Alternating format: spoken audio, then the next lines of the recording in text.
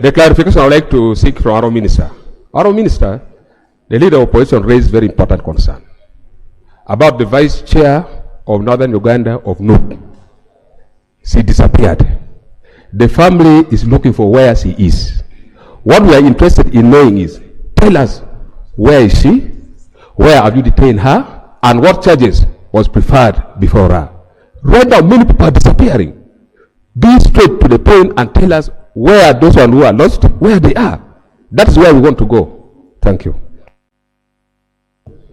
Well, I thought that point had been addressed by the Minister of Internal Affairs, but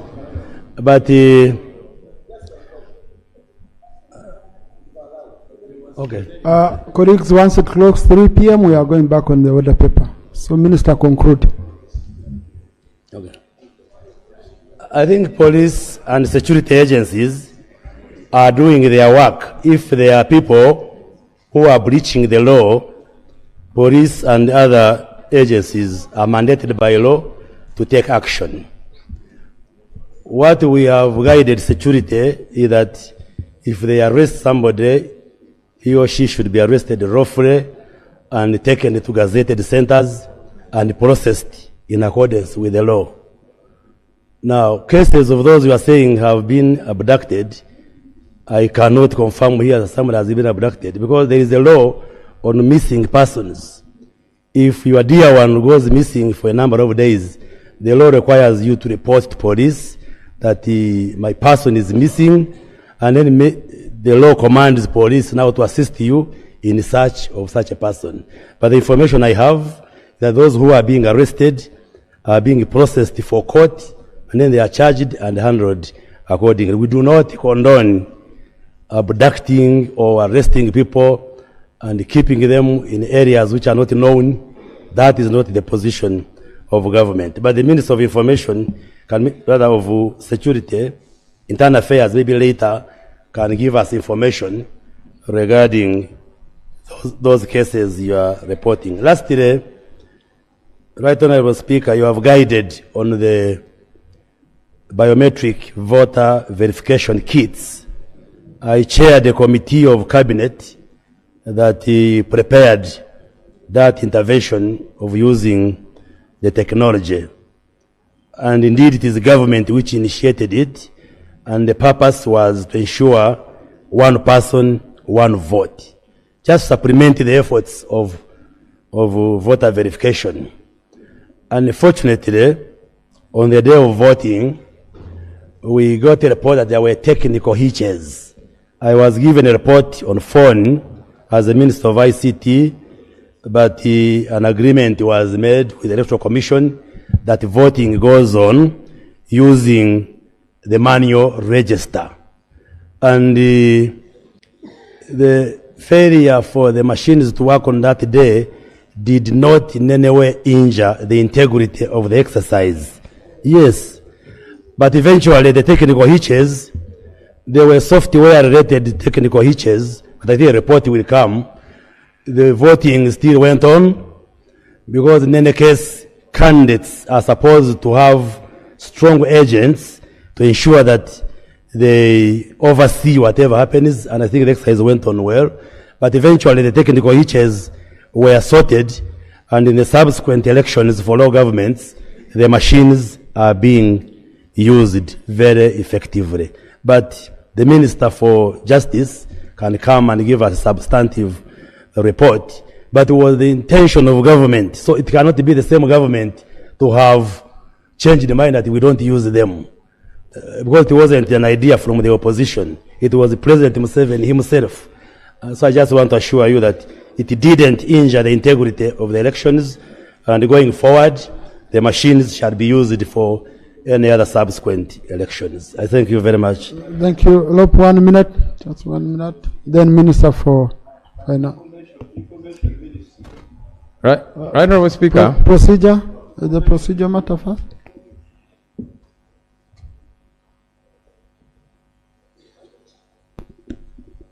Thank you, Mr. Speaker.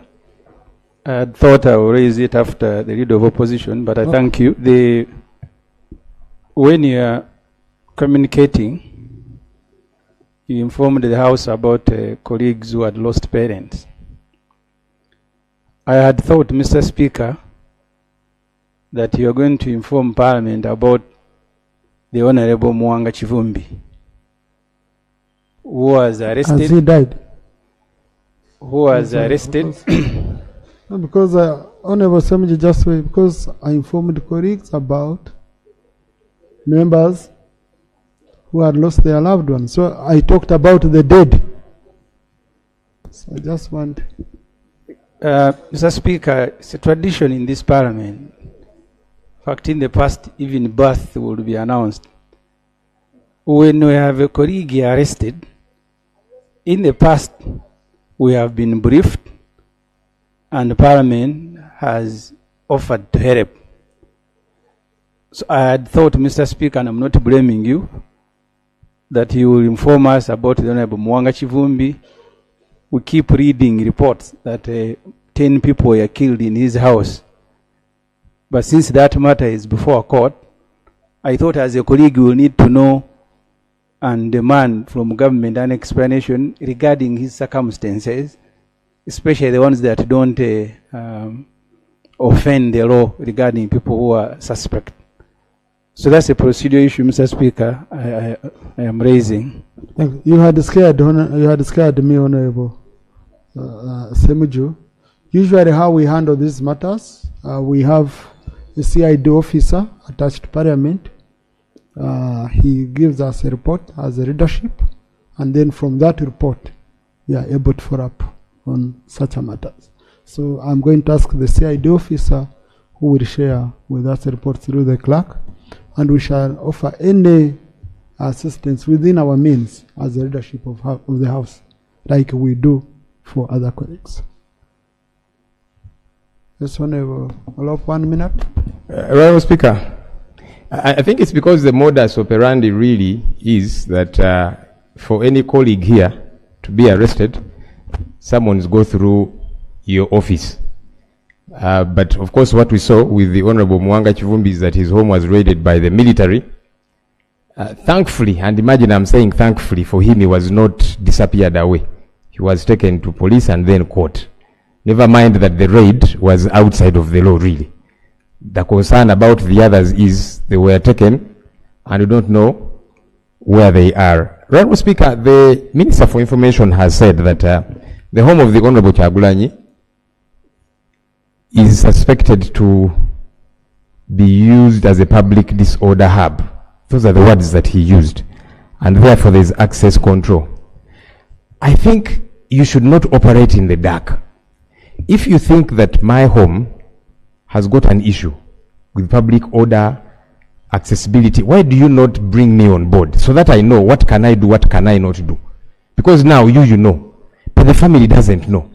So when they come, they are banging doors, the wife refuses to open. She's thinking, are these coming in good faith or not? Eventually they break and beat her up.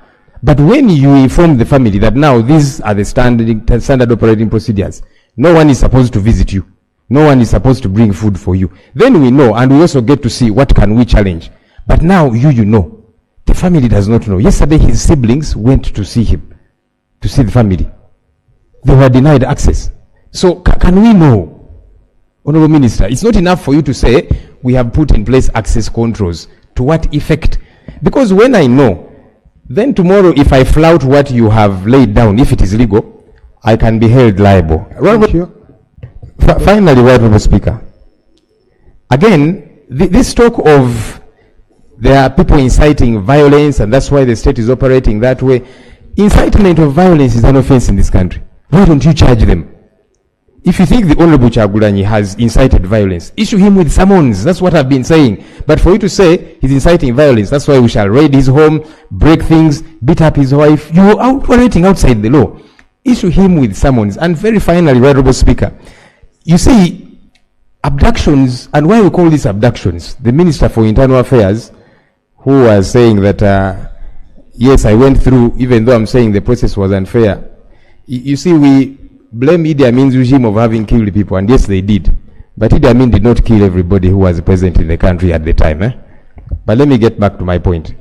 The reason we are calling these abductions is because how can 7 days later, 2 weeks later, families don't know where they are? Honorable Minister, you have said that you are aware that for some of these, they are being processed for court. Tell me, you quote for me a law which says you can hold somebody for 7 days, for 2 weeks. The family doesn't know. Lawyers don't know, but you're saying you're processing them for court. How is that legal? How? You help me understand. Because if you're processing them for court, the family has got to be able to access them. Lawyers should be able to access them. If they're writing statements, they have a right to have legal counsel with them. But you're saying 10 days later you're processing them for court. We don't know the state in which they are. Family cannot access them. You, with due respect, the Honourable Minister should be ashamed of telling us these things that are outside the law. You should be apologizing the same way you're saying government apologize to you and you forgive them. You should be saying, let's... Honourable Minister, for information. The LOP doesn't qualify to lecture me in this house. You don't. I thought you had to Makerere. Okay, give order. Right, Honourable Speaker. Honourable, I haven't allowed you, please. No, I haven't. You ask when you're seated. No, just first sit. Because you see, when you stand up, you access a microphone, you remain standing, you need to first take your position. Colleagues, we've been moving well. This shouldn't be an exchange just between the two colleagues. Honourable Baryomunsi, please wait. Honourable Baryomunsi, wait. Honourable Minister, wait a bit. Yeah. Now, the problem I'm seeing, Honourable colleagues, the problem I'm seeing, it seems we prefer talking to each other on microphones and in the public. But we are colleagues. We are colleagues. I don't think LOP, you call General Muhozi here, and you refuse to pick your call. Or General Muhozi, you call LOP, or Honorable Baryomunsi. Because now what we are doing, we are exchanging before the public or the Prime Minister. You know, I think let us also use other means beyond the cameras and the microphones to help our colleagues, to be honest. And we have resolved very many issues that way. You know? So I request, Honorable Sarira is telling me accountability is on camera. Please, Slop. Thank you, Right Honourable Speaker. The Honourable Baryomunsi is attempting to intimidate me. Obviously, he will not succeed to intimidate Joel Ssenyonyi. When he says that I am in no place to lecture him, but who have I lectured here? I am raising critical issues of concern to all of us, matters of law. So how do you say that I'm now standing up to lecture you? I'm quoting for you the law. And that is the critical concern. Why do you not address, I don't know if it's in order to try and address my person. I'm not attacking you. If it were him as Minister of Information, I would still raise the issues of concern to him. Why do you not raise these issues of concern when we say, no, these are not arrests? Thank you. Can I be allowed to finish the point of order, sir? I was processing the point of order. Honorable colleagues, please. No, please. It's important I raise it. Conclude.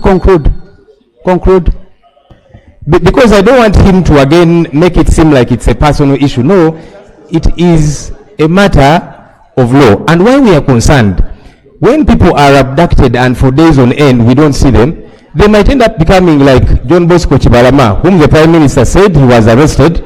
Up to now, she has never accounted for him. 6 years later. That's why we are concerned.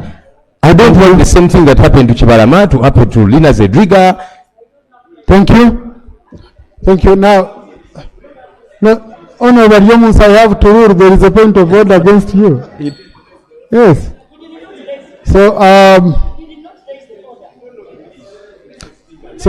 honorable colleagues, now, Honorable Ssenyonyi made my work even more difficult in terms of ruling, because he said that he cannot be intimidated. So since Honorable Baryomunsi cannot intimidate you, let us ignore it. We take it as a passing, you know. Okay? Yeah. So Honorable Baryomunsi, please. Thank you very much, Right Honorable Speaker. I think what I said, and the LOP should listen, I said there are arrests being made and are being processed in accordance with the law. so that the suspects appear in court. That's what I said. Secondly, I said the government of Uganda does not abduct. But if your dear one goes missing, there is a law which guides you on how you can report police, and police can assist you to look for that person. I am alive to the law in this country as a member of parliament. So if you are saying there is an abduction, it is your word against us. We are not aware of an abduction. But if your person has gone missing, report police. Then the police can help you to look for the person. Thank you, Honourable Minister. Otherwise, those who are being arrested are taken to court, charged and processed accordingly. Thank you. Thank you very much. Honourable Minister for Finance.